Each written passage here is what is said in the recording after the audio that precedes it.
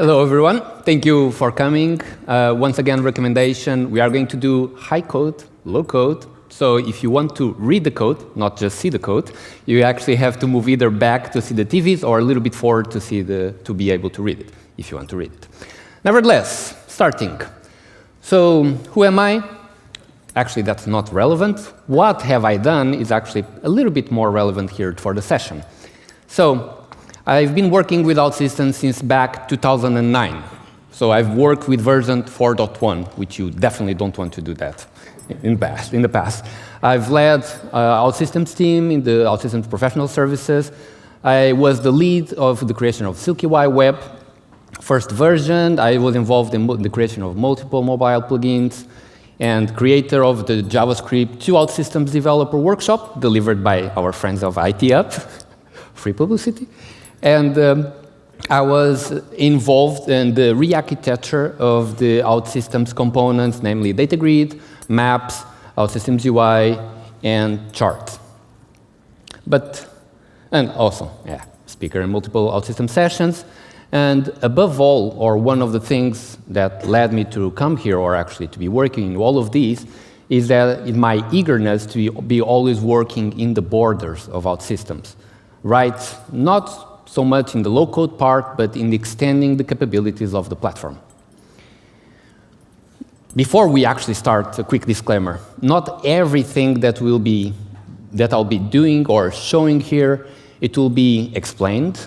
Some of the things will be definitely oversimplified, because, we only have 45 minutes, and I forgot to put my timer. And overall, the idea of this session is to give you kind of a guide on how to proceed when you are faced with this challenge or when you actually have this need. This being said, we are going to start with a common ground. So, OutSystems, the reactive version, nowadays we only call it OutSystems, as you know, is actually standing on top of JavaScript. And JavaScript, for the UI part, and also for some of the logic, is really the heart of the OutSystems reactive. But this heart is in reality ReactJS, as I'm sure that all of you that are in this room know.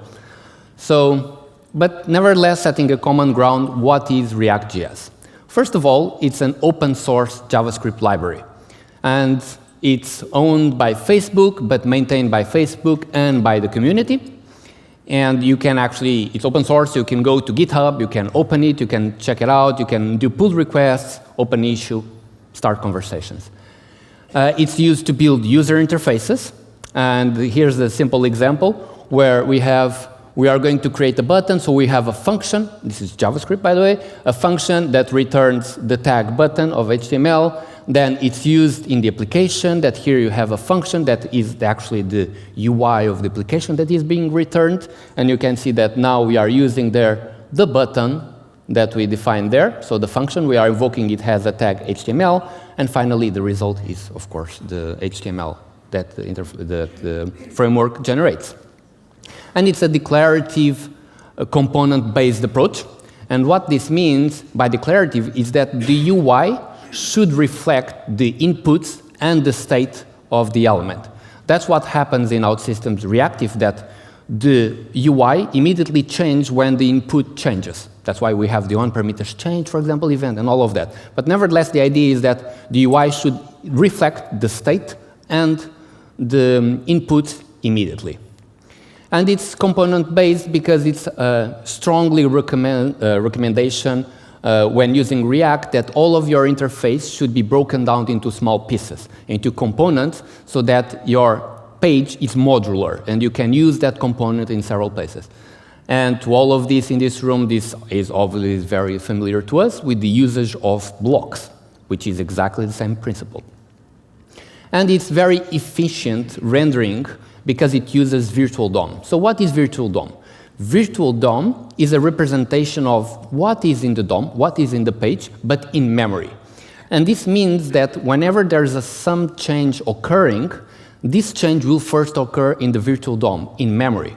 And by doing a diff between the previous state and the current state, the framework is actually able to do a patch on the DOM and making this operation much more efficient because, as you know, operations over the DOM are very time cost, and resource cost. So it's much more efficient to do it in memory. And it supports both the web and the mobile development, and of course, as you know, ReactJS with our now it's a part that I forgot what I was going to say, but nevertheless, with ReactJS, it can adapt to the devices, and in OutSystems, we can have the hybrid approach that will be in the native shell. But not only that, React itself has a native part where our JavaScript code of the framework will then be compiled to native code. So it will be a native application. This is not supported by OutSystems, unfortunately. Nevertheless, it's one of the most used web frameworks out there. And for example, if you look to Reddit, it's one of the top one in terms of size. As we know now, not as big as the OutSystems community, because it only has 350,000 members, but very big still. And these are the number of downloads, daily downloads of the framework. And we are talking that in 2023, it's over 20 million daily downloads of the framework. Not only that, if you go to GitHub and you look for ReactJS components, you'll get 13,000 results. This means that we'll have potentially 13,000 components that we can use in our applications. And not only that, if we are working in an enterprise, there will be certainly dozens, if not hundreds, of applications that are not going to be built without systems and that we want to leverage what was already built for them. And in this case, surely there will be React applications, so surely we do want to use the components already built there. But there are some challenges that OutSystems puts or brings to the table that we need to deal with. And one of them is that we don't have access to the ReactJS framework that the platform uses. I do know that many of you will say that we actually do have, and we can have, but it's not a recommended best practice, so you should avoid using that. So let's assume that we don't have access to it. There is no direct way also to import a ReactJS component. Unlike components that we have in the Forge, that is just download, plug and play, ReactJS components, we are going to see there's many more steps that we need to do.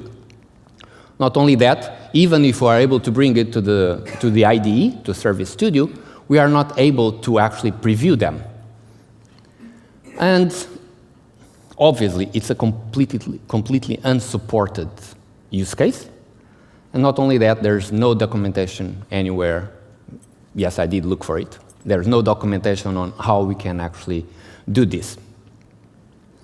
But that's exactly why we are here. We are here exactly to find a way to be able to put things that are not made possibly to be together. So looking at each one of the problems that we are facing, what are the potential solutions? So, for example, we don't have access to the ReactJS framework of the platform. So what should we do? We should import our own version. And for example, what I did was simply go to the CDN of ReactJS, I downloaded the file for production, and I added it as a JavaScript file in my module. Additionally, you also need the React DOM.js, which I did the same thing. Go to the CDN, download the file, add it to the module, ready to use. And the final thing that you need to do is actually when you want to use it, you are going to use it in a specific place. And in this case, the recommendation or the best way to do it is that you are going to, in a container, say that that will be the root of the React that you imported. And it will be in that container that your components will be actually created. No direct way to import ReactJS components. Well, once again, we can just get the JavaScript file generated of the component and add it to our module and then import it. And a quick overview here. The class is defining the component, and it has the render. And here in the render, what we are doing is we are looking at the state. Look at the state has a local variable in the block. We are looking at the state, and if the state is true, then we are just going to put a sentence. If the state is false, then we are going actually to create an element that will be a button, and that will be doing specific actions here. Just very simple component.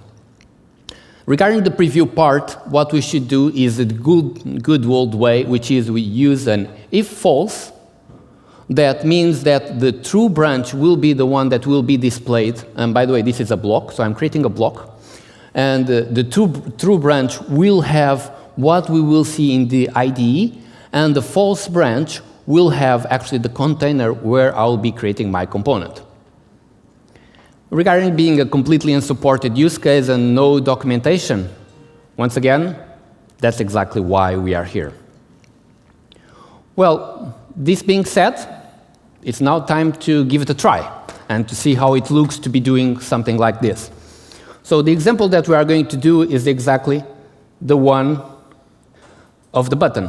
So what I have already here, because we are short on time, is I created a block that will have, sorry, resolution is a mess, that I created a block that has the onRender event, has the onParameters changer event, and receives an extend class. I've already made the preview here, as we already know that it's kind of a best practice, so that, by the way, when we will see how it looks in the page on the IDE.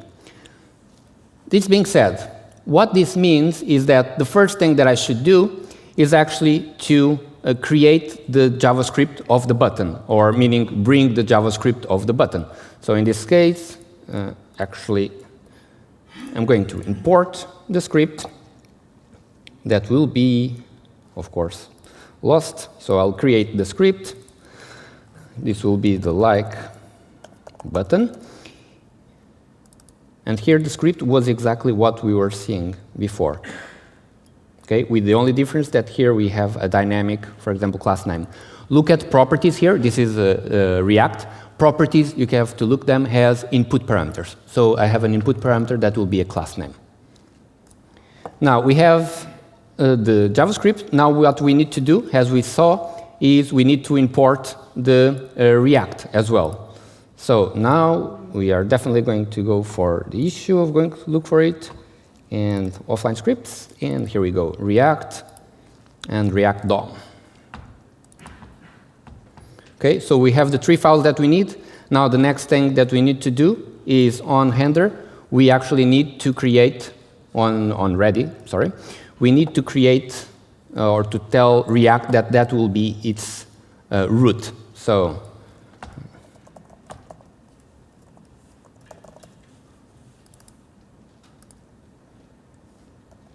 okay, once again, what we are getting is the container ID, and it's an input parameter that we are going to have here. And here I'm actually going to tell container widget ID.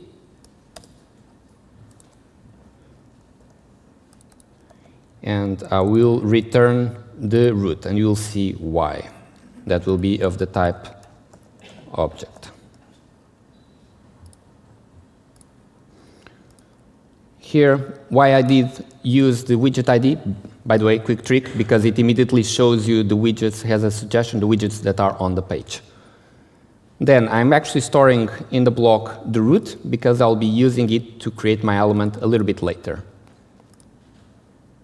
Create, and the final thing that I want to do is actually to render the button. So I'm rendering the button on the ready.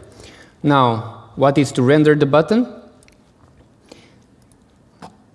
Is actually to instantiate that class that we are seeing. So we are going to render like button.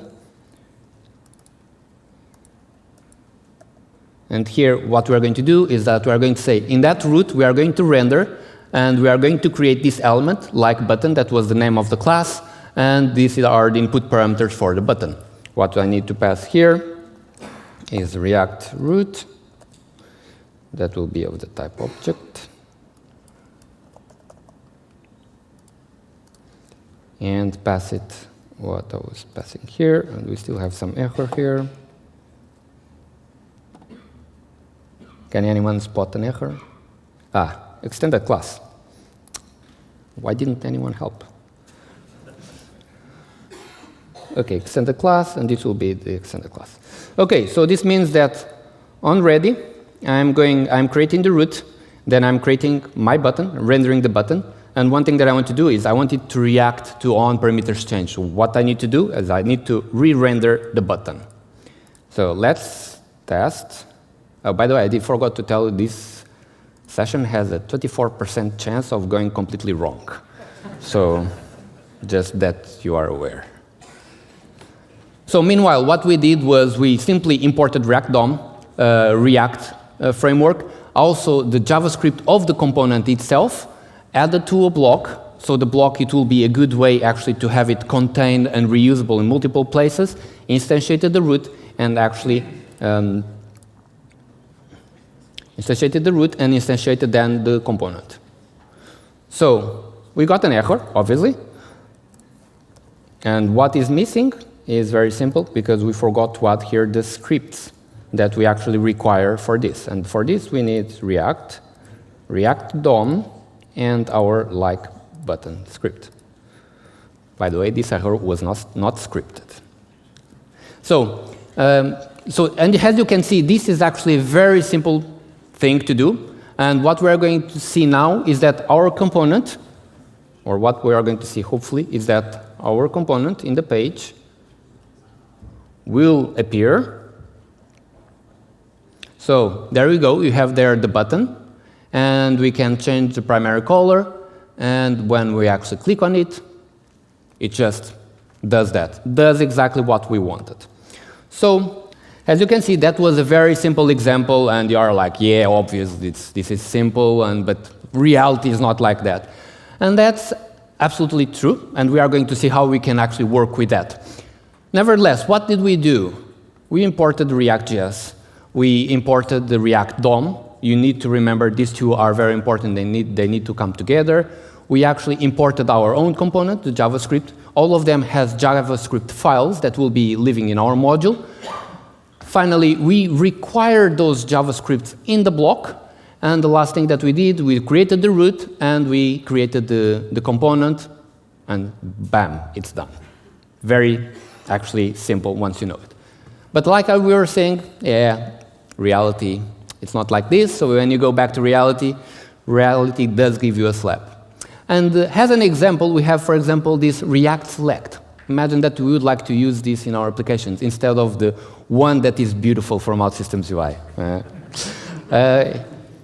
In that situation, we would have to go, first of all, to GitHub, right? Am I in GitHub? No, I'm not. So imagine I go here to the page of the component. Very well, looks cool. That's exactly what I want. So I'm going to get the JavaScript code. So imagine I would get here to the project. I would try to look for the distribution folder, so it will be possibly here. And apparently the code needs to be compiled, OK. But then I remember, let me check something. Package.json, it's actually a file that will tell us, for example, the project, what are the dependencies, what are the things that are needed, and so on. So if you look here in this component depends on all of these files. So on all of these components. So for us to use this component, we also need to import these other components in the correct order so that it will run correctly in runtime. Now, of course, there's a problem. The dependencies, as you can see here, is that it means that the JavaScript file that we want to use, imagine in this case the React Select, it depends on other files, other JavaScript files. We are talking when this is all compiled and ready to be used in the browser, that by themselves they also depend on other files. So we kind of have here a mask of files that are required. And how nowadays this is done is through the import that is an ECMAScript 6 directive that will tell import this object from this library, import that object from that library, and the library itself will have export, saying that the library has these objects available. That brings us to the next thing, that is OutSystems uses ReactJS. And what is ReactJS, you ask? So first of all, in OutSystems ReactJS is when you use the require script under the hood, you are passing a URL. Under the hood is using require.js to load the module. And also when you use it in a block or page or module, in the required scripts is also using the require.js. This in the OutSystems side. But when it comes to ReactJS, require.js, what is it? It's actually a model loading for JavaScript libraries. It's back from 2010, and it's used for dependency management. That's why, for example, in the platform, when you are importing the same JavaScript several times, it will only be imported one time, because require.js is handling this part. It follows the AMD specification, which is a synchronous module loading specification.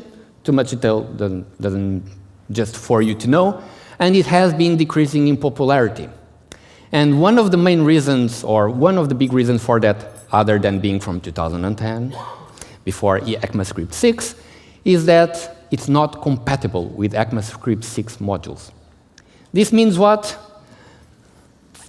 Our components that have import and export, well, they cannot have them. We cannot use the components out of the box, and if you try to use them, it will actually fail.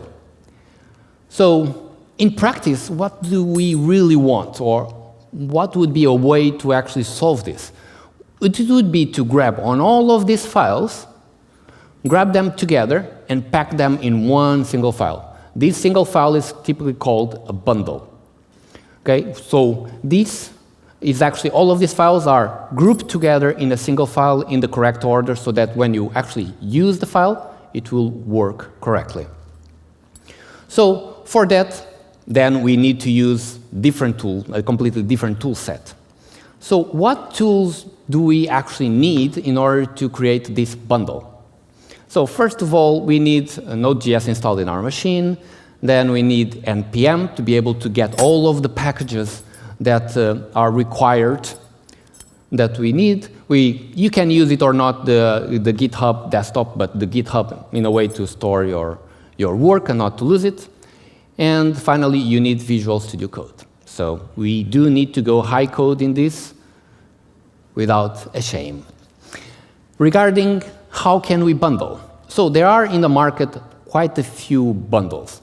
And one of them is Browserify, as you possibly already know, or Parcel, Rollup.js, and Webpack. They offer, these tools solve a different set of problems, but what they have in common is that with them you can create a bundle of something. Something that you can actually, for example, do with these tools is grab on a component that is used for Node.js and bundle it in a way that it will be, that we will be able to use it in our applications in the browser. Okay? For our scenario here, we are going to use Rollup.js and see what we can actually do in order to create our bundle. So this being said, now it's time for us to go again, or now really go to high code. So I have here my folder, which is I created here. This is just folders. This is no project. We are actually going to create the project. And for that, what we are going to do, wait, why is this like this? Okay. We are going to say npm, which is the packaging manager, init minus epsilon. And what it will do is that in this folder, demo2, it will create here a file called package.json, the one that we are seeing on GitHub that had all of the, wow, I did say that it could fail, and it sounds like it will fail. But is the file that has all of the dependencies of the project and all of the directives, names, and everything. Nevertheless, we have it here. As you can see, very simple structure, name, version, description, scripts that we can run, and has obviously no dependency. Now, the next thing that we are going to do is that we are going to install some of the packages that we actually need. Let me go here. So what we are going to install first is React DOM, and the React Select, which is the component that we actually do want to wrap. So I already have here the command here. As you can see, I'm doing npm install React DOM, React Select, and it will install as you can see, it will appear here in the dependencies, those components. Now we have these components. So our project has this. Then the next thing that we want to do, because we do not want to go blindly on this, is that we want to install what is a component that's called React script, that it will enable us to, in a quick manner, to test our application immediately here before taking it to OutSystems code. Then I'm going to add immediately here a command that will be the script that will enable us to test this. That will be just the component and start. That will start a local port that we will be able to test our application, our React application. Then, while this is actually installing, I'm going to create here my folder structure that we will be using for this project. So we have what? We have public that will have the index.html. We have the components folder with our component. All of them are empty files, the index, and the app. Now, we'll start with the HTML. The HTML here for a React application is actually very simple. So in this case, we just have a div here with the root. I'm going to increase a little bit the font. No, I'm not. Sorry. With the root, which is the root of React. So in this case, the React will be in the full page. Then we are going to add the application itself. And unfortunately, I'm not able to write all of the code, so I'm copy-pasting it. So what I'm doing here is that I'll explain this after. Let me create the rest of the files. So the index.js will tell the applications where is the root. So create root, as you saw already in OutSystems, root and render app. And now we are going to see what the app is actually doing, is this function here. And what it's doing is just returning a div with the title and the select wrapper. The select wrapper was the component that I'm actually going to copy-paste now to here. That is a component that actually imports the select, the component that we actually want to use in OutSystems, and it will just render it. And notice that it receives here the options and the on change in the properties, meaning has input parameter. And we are just returning on the render exactly this. So the idea here is that I created a wrapper so that the component is self-contained in this scenario. Now, this being said, what we are going to do is immediately start our server here. So we are going to run the React component, and we are going to see it immediately in the browser if it's working or not. Let's see. Takes a little bit to start. Nevertheless, this will actually really help when you are creating a wrapper and wrapping a ReactJS component. The fact that you are able to test it immediately before going to the platform, it will be highly important because as you'll be seeing, we'll have to do quite a bit of code in order to be able to make it run or to bundle it and make it ready for OutSystems platform. Yes, we do want to set up the things. So as you can see, this is not low code, but it's actually not too difficult. And I hope that by the end of the session and with the slide deck, and also you'll see that all of that I'm doing here, it will be available on GitHub, so you can also download, check it, try it yourself, and see if you can put it to work. It will enable you to have a clear vision on how to approach this problem when you have that. OK, so I have it open, and it will be a surprise if it works or not. Let's see. So as you can see, it's in the local host, so it's running locally. And it actually worked at first. So you have here option 1 and option 2. And you notice that I was passing just a handler with like a callback, and this is returning just the options that were clicked. OK. Nevertheless, now, next thing that we need to do is, OK, the code is running in the browser, but now what we need to do is actually to bundle the code. And for that, like we were saying, we need to use rollup, or we are going to use rollup. So I'm going to stop here the server. We no longer did this. So what I'm installing here now, you notice, is I'm installing rollup here on the bottom. Rollup, and some other plugins from rollup to be able to do it. And I'm actually going to save it saying that it's a dev dependency. So that in runtime, it will not be needed. It's only needed for compile time. Another thing that I'm going to do is, because when you are going to be doing this, you are not just going to be doing this for one component. You'll be doing this for multiple components. So it's a good idea that you create like an index.js, where you are going to import all of the components that you are going to use and export them. This will be the entry point that we are going to use for rollup.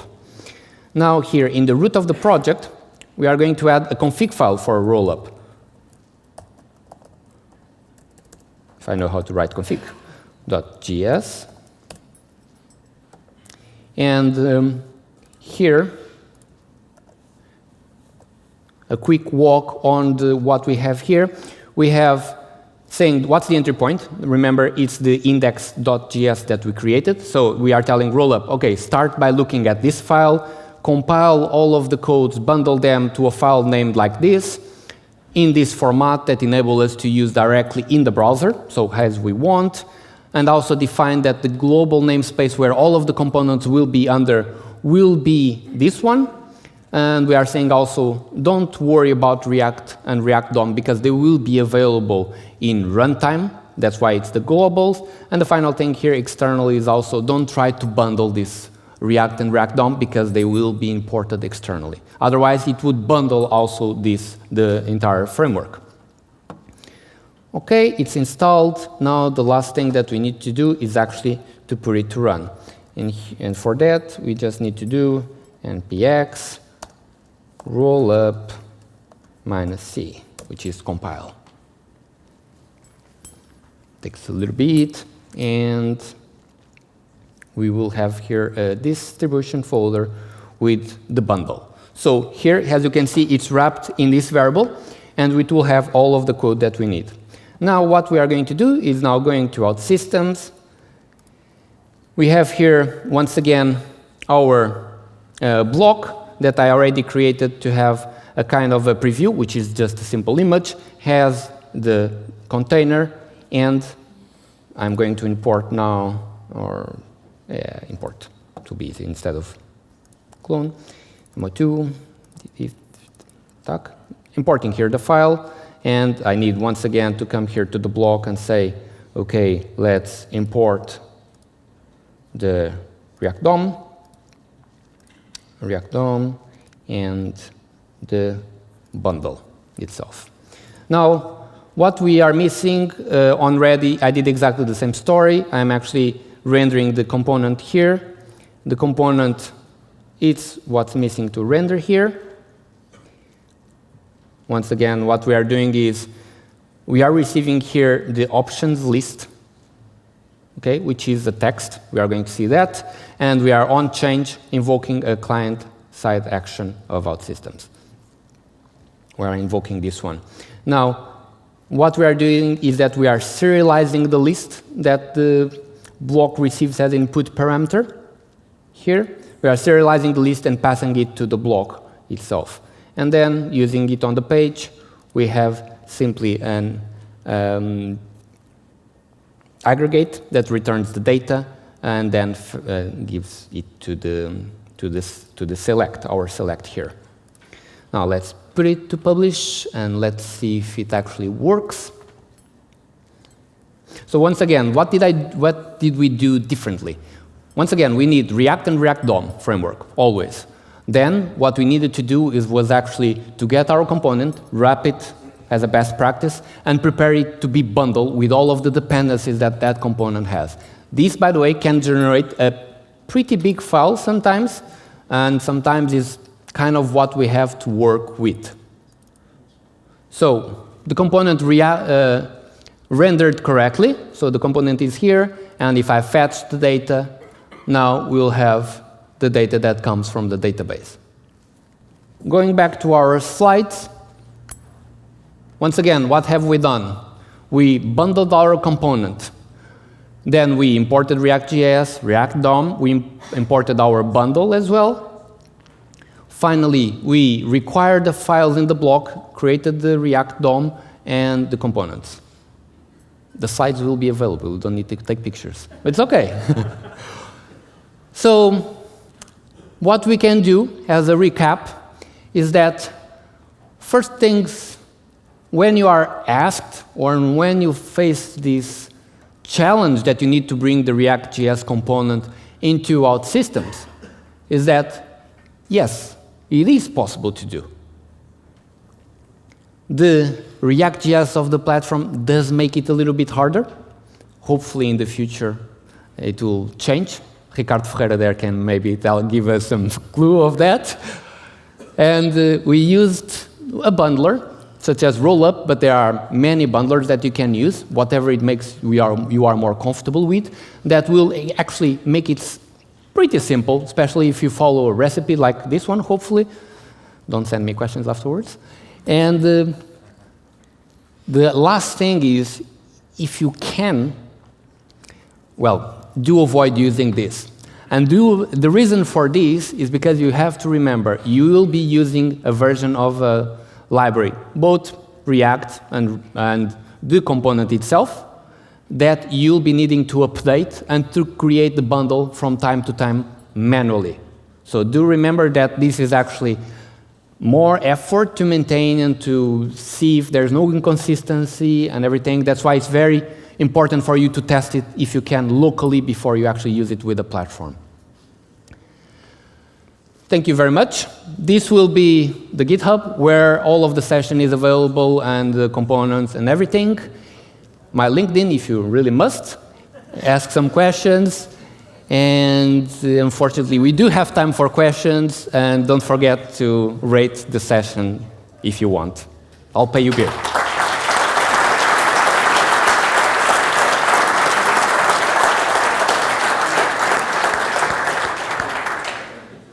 Now, very gently, you can ask questions. Right, everyone. Do you want to come? So the question was, OutSystems already uses the ReactJS framework. And as we are importing it, is there going to be any conflict? The answer to this is no. And it's also the reason, the answer to this, it's like a positive and negative. The reason is, just like we had jQuery in the past, that we could use the one of the platform, but we shouldn't, is because the version, it does have some magical dust for it to work with the platform, which means that, first of all, sometimes it will be a much older version that might not work with the components, and second thing is that you don't know when the version is changed, it's outside of your control. But nevertheless, it is prepared, the React of the platform, it is prepared, and there will be no conflict with it. So the question here is, how do I look here in terms of performance of the component? Well, it all depends on several things. First of all, depends on what we are bundling. Here we are using a relatively simple example, the select, and it will perform, I'm pretty sure, that good.